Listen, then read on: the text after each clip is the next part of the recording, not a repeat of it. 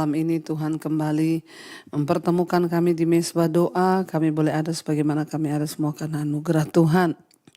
Urapi setiap kami, urapi hamba-Mu Tuhan, dan nyatakan isi hati-Mu bagi setiap kami. Dalam nama Tuhan Yesus kami berdoa mengucap syukur, haleluya, amin, amin, amin. Iya, shalom saudara, ya berjumpa kembali. Puji Tuhan, saya baru tiba dari Surabaya malam ini dan kita boleh kembali berjumpa di mesbah doa. Iya, kita sama-sama mendengarkan kesaksian dulu sebelum kita melanjutkan firman Tuhan. Shalom Ibu, ya saya mau bersaksi tentang kebaikan Tuhan bagi saya. Saya ini sudah buyut, berusia 82 tahun dengan 9 cucu dan 5 orang cicit. Wow, luar biasa ya. Pada akhir Mei yang lalu saya tiba-tiba ada bercak darah. Setiap kali saya selesai buang air kecil, ya itu selalu ada bercak darah di tisu. Saya ya pasti agak panik ya, tapi berkata dalam nama Tuhan Yesus, saya percaya saya pasti disembuhkan. Dari Mei, Juni sampai dengan Agustus 2022 saya melakukan pemeriksaan ke dokter spesialis kandungan. Dan hasil dari MRI-nya yaitu dokter menyatakan ada miom di dalam kandungan, dalam rahim saya. Untuk bisa dibiopsi saya harus dikuret. Dan akhirnya hasil biopsinya keluar. Tidak biasa namun tidak ganas. 2 dokter ahli kandungan dan spesialis kandungan menyarankan agar segera dioperasi untuk pengangkatan rahim. Jadi rahim saya harus diangkat. Lalu saya ke onkologi ya, dan beliau berkata bahwa rahim saya tidak perlu diangkat. Namun dalam pergumulan itu setiap hari saya terus memperkatakan, saya percaya dalam nama Yesus saya sudah disembuhkan. Dalam nama Tuhan Yesus. Puji Tuhan Bu, sejak 26 Desember yang lalu, ya pendarahan itu sudah berhenti. Puji Tuhan, saya senang sekali Tuhan Yesus Maha Baik, Maha Agung dan Mulia telah menjawab doa saya dan keluarga supaya saya disembuhkan. Saya juga mengucapkan banyak terima kasih kepada Ibu Debbie dan tim pelayanan di mesbah doa, juga mesbah syukur karena sarana ini sangat memberkati kami semua. Kiranya semakin hari semakin berkenan, banyak jiwa dimenangkan bagi kemuliaan Tuhan. Amin, amin, amin. Puji Tuhan ya, kita boleh mendengarkan satu kesaksian ya bahwa ya ada kesembuhan dalam nama Yesus ketika kita percaya. Ya, jadi ibu tidak jadi dioperasi angkat rahim karena Tuhan sudah sembuhkan dan juga pendarahannya sudah berhenti, semua karena anugerah Tuhan. Ya, kita bisa melihat ya bahwa kita juga sudah mengalami penyertaan Tuhan, kita mengalami anugerah Tuhan dan ya semakin kita berserah dan berharap kepada Tuhan, maka kita juga akan melihat bahwa Tuhan itu tidak pernah meninggalkan orang-orang yang terus berharap kepada Dia. Terima kasih, kesaksiannya luar biasa ya. Tuhan memberkati Ibu di usia yang ke-82 tetap sehat, kuat dan bersuka cita ya. Baik saudara, kita akan lanjutkan pembacaan firman Tuhan hari ini. Sudah sampai di Ulangan pasal 34. Judulnya kematian Musa. Jadi kita tahu bersama kemarin sebelum Musa mati, dia mengucapkan berkat atas setiap suku-suku. Ya, dan suku-suku itu ya diberkati oleh Musa dengan berkat yang berbeda-beda dari Tuhan ya. Dan kita bersyukur Musa ya sebelum dia mati dia menyelesaikan semua tugasnya dengan baik. Ya, dia mempersiapkan Yosua dan dia tidak ya kecewa karena dia tidak dapat masuk ke tanah perjanjian. Namun dia taat ya sampai matinya dia taat. Dan kita akan melanjutkan ya pembacaan firman Tuhan sekarang di Ulangan 34. Kemudian naiklah Musa dari dataran Moab ke atas gunung Nebo, yakni ke atas puncak Pisga yang di tantangan Yeriko. Lalu Tuhan memperlihatkan kepadanya seluruh negeri itu, daerah Gilead sampai ke kota Dan, seluruh Naftali, tanah Efraim dan Manasye, seluruh tanah Yehuda sampai sebelah laut barat, tanah Negeb dan lembah Yordan, lembah Yeriko, kota pohon korma itu sampai Soar. Saudara, Musa melakukan tepat yang seperti diperintahkan Tuhan untuk dia naik ke atas gunung Nebo. Dari atas gunung Nebo dia melihat ya tanah perjanjian yang Tuhan janjikan. Kalau kita sudah ke gunung Nebo, ya saudara yang sudah pernah ke sana, ya kita bisa melihat dari situ. Ya Musa disuruh Tuhan naik ke situ untuk melihat. Ya dan luar biasa Musa memiliki hati yang lapang saudara. Sekalipun dia tahu dia tidak dapat masuk, hanya diizinkan melihat saja. Ya tapi dia taat melakukan. Dia naik dan Tuhan menunjukkan semua itu kepada Musa. Ya kita melihat bahwa Musa dalam ketaatannya yang luar biasa, dia menyelesaikan tugasnya dengan baik ya. Jadi saudara kita juga lihat ya ayat 4 dikatakan, dan berfirmanlah Tuhan kepadanya, inilah negeri yang kujanjikan dengan sumpah kepada Abraham, Ishak dan Yakub. Demikian kepada keturunan mula akan kuberikan negeri itu. Aku mengizinkan engkau melihatnya dengan matamu sendiri, tetapi engkau tidak akan menyeberang ke sana. Ya, jadi Tuhan bayangkan itu adalah sebuah tugas yang sangat mulia yang dibawa oleh Musa membawa bangsa itu dari Mesir. Ya sampai saudara setinggal di ujung loh, dia akan segera masuk melihat tapi tidak diizinkan. Kita tahu bersama Musa adalah satu-satunya orang yang pernah berbicara dengan Allah berhadapan muka dengan muka. Itu yang Alkitab catat. Betapa luar biasa Musa itu dalam perkenanan Tuhan, dia dipilih Tuhan. Dia pernah berhadapan muka dengan Tuhan. Ya, dia disebut nabi terbesar Israel, ya. Akan tetapi orang hebat ini pun tidak diperbolehkan masuk ke tanah perjanjian karena ia pernah berbuat satu kesalahan, tidak mentaati Tuhan. Jadi saudara, konsekuensi yang sangat mahal, harga yang sangat mahal yang harus dibayar oleh Musa, biar ini menjadi ya contoh bagi setiap kita saudara, bahwa ya hati-hati, ketidaktaatan itu seringkali membawa orang terjatuh. Sehingga dia tidak dapat melihat ya kemuliaan Tuhan, bahkan janji Tuhan. Ya, dan dia hanya diizinkan melihat dari jauh, tetapi dia tidak bisa masuk ke sana. Ya, bahkan dia disebut nabi terbesar, pernah berhadapan muka dengan Allah. Tapi ya penghukuman Tuhan tetap berlaku ya. Jadi saudara tidak peduli betapapun ya baiknya kita atau berapapun banyaknya hal yang telah kita lakukan untuk Tuhan.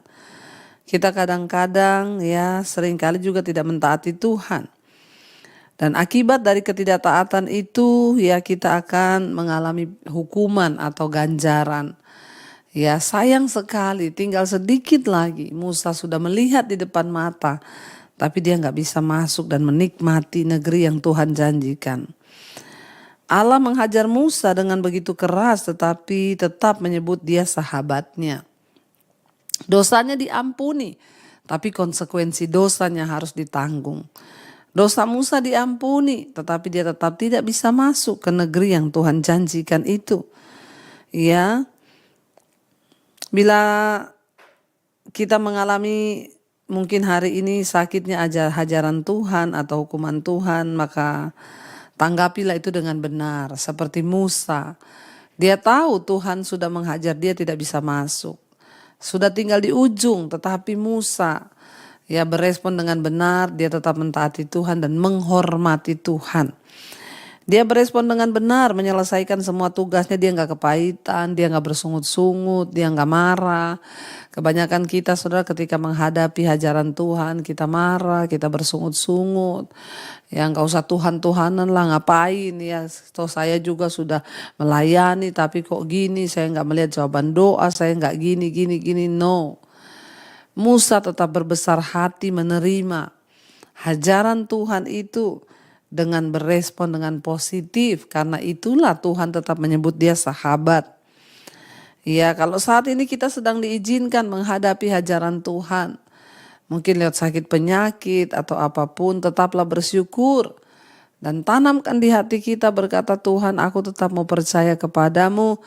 Apapun yang sedang aku jalani ini, mungkin masalah keuangan, di mana Tuhan sedang mendidik aku bersyukur. Ya, karena hajaran Tuhan itu membawa kebaikan bagi hidupku. Bersyukur, saudara. Jangan menyalahkan Tuhan. Ya, jangan terburu-buru untuk kecewa atau tawar hati kepada Tuhan. Musa tidak tawar hati. Dia lakukan semua dengan baik walaupun dia tidak bisa masuk ke tanah perjanjian itu. Ya, baiklah kita meniru apa yang dilakukan Musa. Jangan pergi dengan marah atau malu atau benci. Sebaliknya, tetaplah melihat kepada Tuhan. Ya, kepada kasih setia Tuhan, melihatlah kepada kebaikan Tuhan, ya, dan melihatlah dengan respon yang benar bahwa Tuhan mengasihi kita sehingga Dia menegur kita untuk kebaikan kita, saudara ya. Dan di sana dikatakan ayat yang kelima, lalu matilah Musa hamba Tuhan itu di sana di tanah Moab sesuai dengan firman Tuhan, dan dikuburkannya lah dia di suatu lembah di tanah Moab di tentangan Bet Peor, dan tidak ada orang yang tahu kuburnya sampai hari ini. Musa berumur 20 tahun ketika ia mati, matanya belum kabur dan kekuatannya belum hilang, sebab orang Israel menangisi Musa di dataran Moab 30 hari lamanya. Jadi bayangkan, saudara, ya, 30 hari lamanya mereka menangisi Musa. Ya, mereka berkabung karena Musa mati. Dan Alkitab mencatat sampai tua 120 tahun Musa itu matanya tidak kabur dan kekuatannya tidak hilang. Dia dianugerah Tuhan dengan kekuatan yang luar biasa dan matanya tetap tajam, bisa melihat, ya, bahkan sampai dia mati tidak hilang. Dan orang Israel sangat kehilangan Musa sehingga mereka berkabung sampai 30 hari. Mereka menangis, ya, menangisi Musa, saudara. Dikatakan di sana, maka berakhirlah hari-hari tangis perkabungan karena Musa itu. Dan Yosua bin Nun penuh dengan roh kebijaksanaan, sebab Musa telah meletakkan tangannya ke atasnya. Sebab itu orang Israel mendengarkan dia dan melakukan seperti yang diperintahkan Tuhan kepada Musa. Jadi kita tahu bersama, sebelum Musa mati, dia sudah menumpangkan tangan ke atas Yosua, mengurapi dia untuk melanjutkan tugas yang Musa emban, membawa bangsa itu masuk ke tanah perjanjian. Sehingga orang Israel mendengarkan Yosua karena Musa yang memberi perintah. Karena Yosua adalah orang dipilih Tuhan. Tuhan menyatakannya lewat Musa dan bangsa Israel mendengarkan dia. Ayat yang 10, seperti Musa yang dikenal Tuhan dengan berhadapan muka, tidak ada lagi nabi yang bangkit di antara orang Israel. Dalam hal segala tanda dan mujizat yang dilakukannya atas perintah Tuhan di tanah Mesir terhadap Fir'aun dan terhadap semua pegawainya dan seluruh negerinya. 12, dan dalam hal segala perbuatan kekuasaan dan segala kedahsyatan yang besar yang dilakukan Musa di depan seluruh orang Israel. Alkitab berkata tidak ada lagi orang yang seperti Musa. Setelah Musa mati, ya, tidak ada lagi nabi yang besar seperti Musa yang dibangkitkan Tuhan di antara orang Israel yang bisa berhadapan muka dengan Tuhan. Hanya Musa satu-satunya. Dan dikatakan di sana tidak ada lagi nabi yang dibangkitkan melakukan mujizat-mujizat dahsyat seperti yang dilakukan oleh Musa. Ya.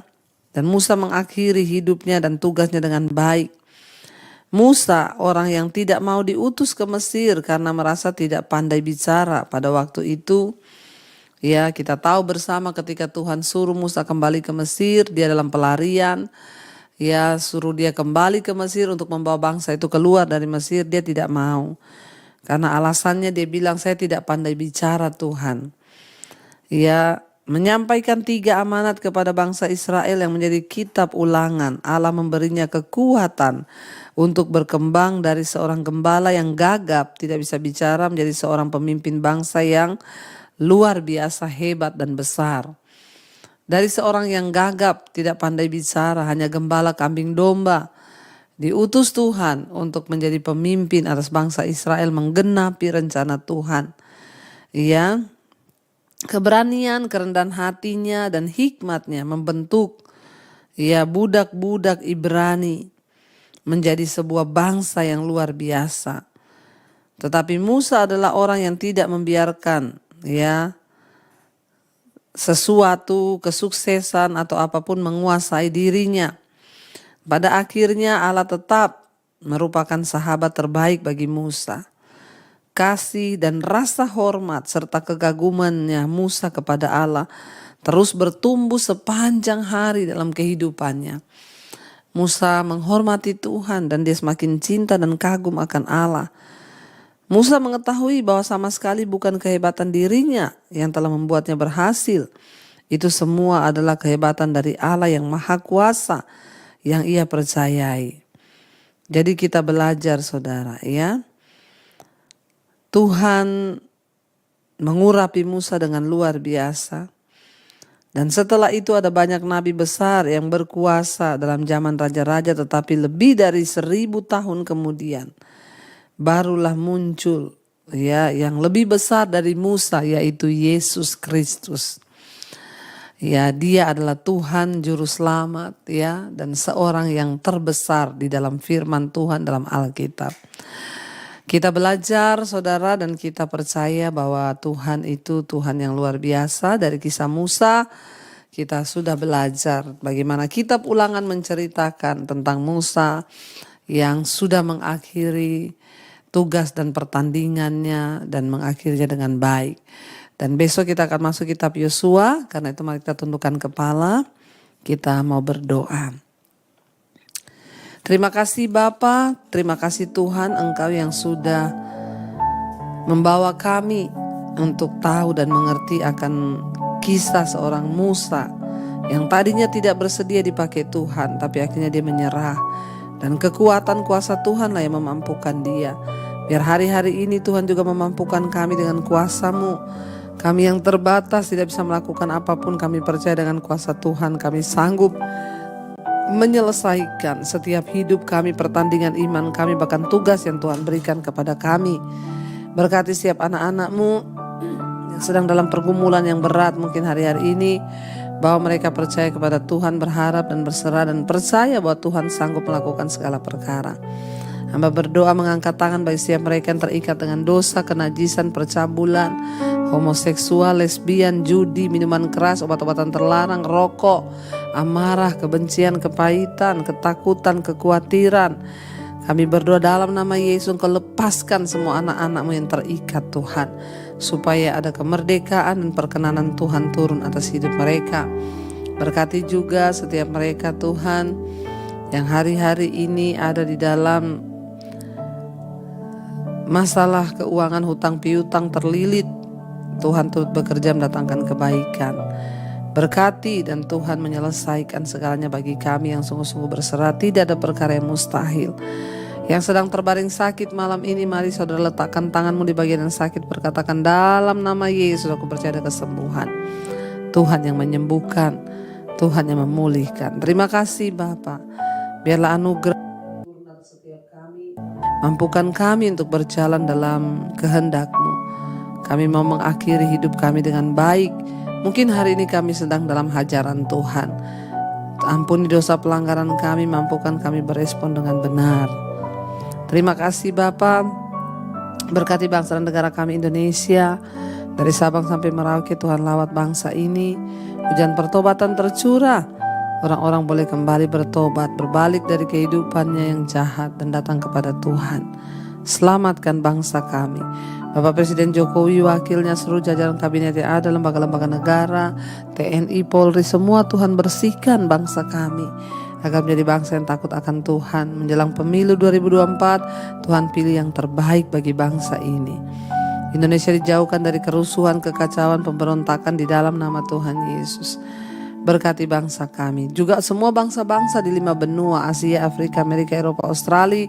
Lawat bangsa-bangsa ini Tuhan, agar anugerah Tuhan tercurah dan pertobatan boleh terjadi.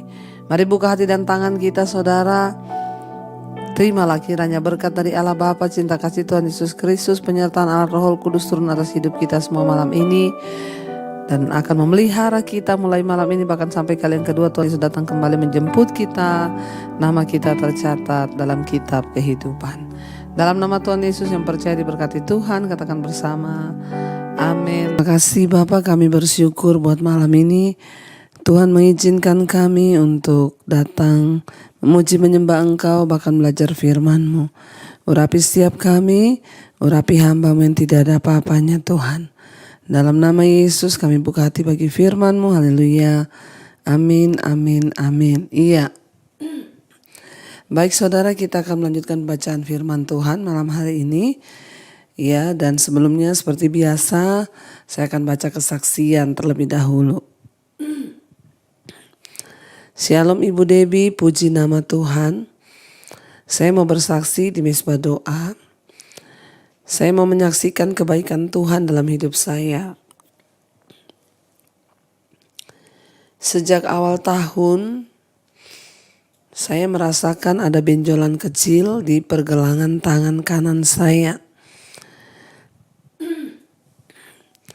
Awalnya saya kira hanya gigitan serangga atau kayak kepentok gitu, sehingga menjadi bengkak.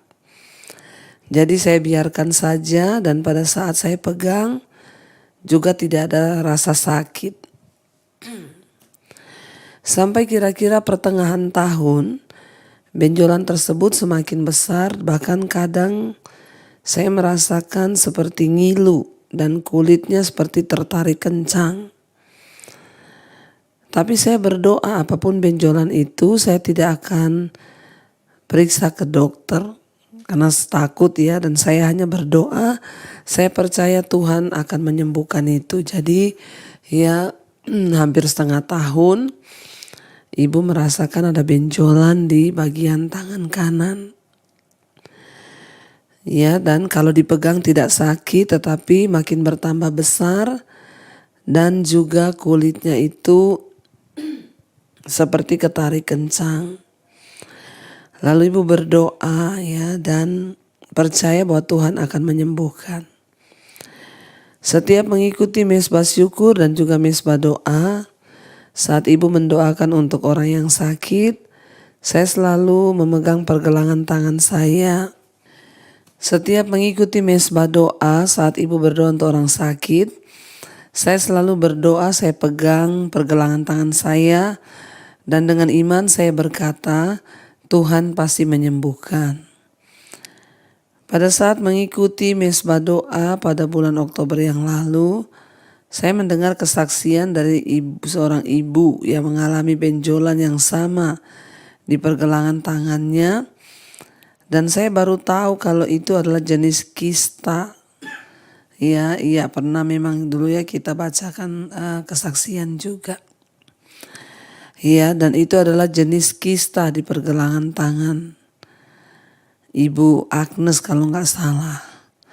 Dan saat itu juga ibu bersaksi, membacakan kesaksian Ibu Agnes disembuhkan. Itu semakin membuat iman saya teguh. Saya juga perkatakan, Tuhan kalau Ibu Agnes Engkau sembuhkan, saya percaya maka kuasa kesembuhan-Mu juga akan turun atas saya. Setelah itu saya tidak terlalu memikirkannya lagi. Sampai pada bulan Desember tanggal 14, saya melihat betul-betul kuasa Tuhan bekerja. Benjolan yang tadinya sudah semakin membesar tiba-tiba mengecil, semakin hari semakin kecil bahkan menghilang. Sampai pada hari ini pergelangan tangan saya sudah disembuhkan Tuhan. Tuhan Yesus ajaib dan Tuhan nyata dalam hidup kita. Semoga kesaksian ini menambah iman seluruh keluarga Mesbah Doa yang mendengarkan. Terima kasih Ibu untuk pelayanan Ibu Debbie dan juga seluruh tim yang selalu mengajarkan kita untuk tetap berharap dan mencari Tuhan secara pribadi. Tuhan memberkati. Iya, terima kasih Ibu buat kesaksiannya. Puji Tuhan ya saudara bahwa Tuhan sanggup menyembuhkan, Tuhan sanggup memulihkan ya setiap keadaan kita. Dan baik, hari ini kita akan lanjutkan pembacaan firman Tuhan. Suara saya hampir habis ini saudara ya. Habis pelayanan KKR di beberapa kota di Jawa Tengah. Tapi puji Tuhan ya masih tetap ada suaranya. Kita akan mendengarkan ya dan membaca firman Tuhan. Melanjutkan sekarang sudah di Ulangan 32 ayat 44 ya. Kemarin kita sudah membaca tentang nyanyian Musa. Ya, Musa menyanyikan nyanyian bagi bangsa itu yang itu merupakan adalah kisah perjalanan bangsa Israel. Dan sekarang Ulangan 32 ayat 44, nasihat Musa yang terakhir judul perikopnya. Lalu datanglah Musa bersama-sama Yosua bin Nun dan menyampaikan ke telinga bangsa itu segala perkataan nyanyian tadi. Setelah Musa selesai menyampaikan segala perkataan itu kepada seluruh orang Israel, berkatalah ia kepada mereka, perhatikanlah segala perkataan yang kuperingatkan kepadamu pada hari ini, supaya kamu memerintahkannya kepada anak-anakmu untuk melakukan dengan setia segala perkataan hukum Taurat ini. Jadi Musa ya memperingatkan kepada bangsa itu dan mendesak bangsa itu untuk terus mengingatkan firman Tuhan dan mengajarkan firman itu kepada anak-anak mereka bangsa Israel. Iya, jadi kita mau lihat di sini saudara. Iya, setiap hari pun Alkitab ada dalam rumah kita, tetapi apakah Alkitab itu kita baca dan kita ajarkan kepada anak-anak kita atau cuma menjadi pajangan di rak buku? Itu persoalan. Sebelum Musa ya menghembuskan nafas yang terakhir, dia terus memperingatkan bangsa Israel untuk mereka mengajarkan hukum Taurat, hukum-hukum Tuhan, firman Tuhan kepada anak cucu mereka. Ya, karena itu adalah hal yang terpenting agar bangsa itu menemukan hikmat ya dan tuntunan Tuhan dari setiap hukum-hukum Tuhan. Mari juga ini menjadi peringatan bagi kita semua saudara, ajarkan firman Tuhan kepada anak cucu kita agar mereka juga melakukannya dalam hidup mereka ya, dan juga akan turun terus kepada keturunan yang berikutnya. Mari kita mengajarkan setiap orang yang kita temui untuk sungguh-sungguh taat dan melakukan firman Tuhan terutama dalam keluarga kita. Ayat 47, sebab perkataan ini bukanlah perkataan hampa bagimu, kata Musa ya. Ini bukan perkataan hampa, hukum Taurat ini bukanlah perkataan hampa bagimu. Ya, tetapi ini adalah hal yang sangat penting, kata Musa. Ya, perkataan ini itulah hidupmu. Dan dengan perkataan ini akan lanjut umurmu di tanah kemana kamu pergi menyeberangi sungai Yordan untuk mendudukinya. Musa berkata seluruh hukum Taurat, ya ini bukan perkataan hampa yang kosong, tetapi ini adalah satu perkataan yang penting dan dikatakan itulah hidupmu. Ya, firman Tuhan itulah hidup kita, kata Musa ya. Perkataan inilah yang akan menentukan, dikatakan, lanjut umurmu di tanah yang akan diberikan Tuhan kepadamu. Ya, dengan kata lain, penting sekali kita ini menuruti firman Tuhan dimanapun kita berada. Karena inilah hidup kita. Ya, percuma kita hidup kalau kita nggak menuruti firman Tuhan, saudara ya. Jadi Musa mengingatkan berulang kali kepada bangsa ini untuk mereka itu sungguh-sungguh melakukan, bahkan mengajarkan firman itu kepada anak cucu mereka. Ayat 48, judul perikopnya di sana, ajal Musa mendekat. Pada hari itulah juga Tuhan berfirman kepada Musa, naiklah ke atas pegunungan Abarim, ke atas gunung Nebo yang di tanah Moab, di tentangan Yeriko, dan pandanglah tanah Kanaan yang kuberikan kepada orang Israel menjadi miliknya. Ayat 50, kemudian engkau akan mati di atas gunung yang akan kau naiki itu, supaya engkau dikumpulkan kepada kaum leluhurmu, sama seperti Harun kakakmu sudah meninggal di gunung Hor dan dikumpulkan kepada kaum leluhurnya. Kita tahu bersama, sekalipun Musa memohon kepada Allah untuk dia dapat masuk ke tanah perjanjian, tapi Tuhan tidak bisa mengabulkan permintaannya itu. Sampai di akhir hayat, Musa hanya diizinkan melihat tanah Kanaan. Dan seumur hidupnya Musa tidak pernah diizinkan masuk ke tanah Kanaan. Karena kesalahan ketika Tuhan memerintahkan dia untuk perintahkan kepada gunung batu keluarkan air. Tapi Musa memukul gunung batu itu karena dia emosi kepada orang Israel. Dan itu menjadi sebuah kesalahan fatal di hadapan Tuhan karena Musa tidak menurut firman Tuhan. Dan akhirnya dia dihukum dengan tidak bisa masuk ke tanah perjanjian. Tuhan hanya menyuruh dia naik ya dan melihat dari atas gunung Nebo. Dan dia mati di sana dan dikumpulkan, saudara, kepada kaum leluhurnya. Ya, dan dikatakan ayat 51, oleh sebab kamu telah berubah setia terhadap aku di tengah-tengah orang Israel, dekat mata air Meriba, di Kades di padang gurun Sin. Dan oleh sebab kamu tidak menghormati kekudusanku di tengah-tengah orang Israel, engkau boleh melihat negeri itu terbentang di depanmu, tetapi tidak boleh masuk ke sana, ke negeri yang kuberikan kepada orang Israel. Ya, saudara yang pernah pergi ke Gunung Nebo, ya, kita yang sudah pernah melihat bagaimana dari sana Musa hanya diizinkan melihat tanah perjanjian yang dijanjikan Allah. Tapi dia seumur hidupnya tidak pernah diizinkan masuk. Tapi Musa tetap setia. Ya, dia melakukan tugasnya sampai pada akhir hayatnya. Ya, banyak orang akan berkata, saya udah gak mau lagi melayani Tuhan. Buktinya saya meminta sesuatu tapi Tuhan gak kabulkan. Ya, adalah sebuah kerinduan bagi setiap bangsa itu untuk melihat tanah perjanjian. Ya, kita juga bayangkan pasti kerinduan hati Musa sangat besar untuk bisa masuk ke tanah itu.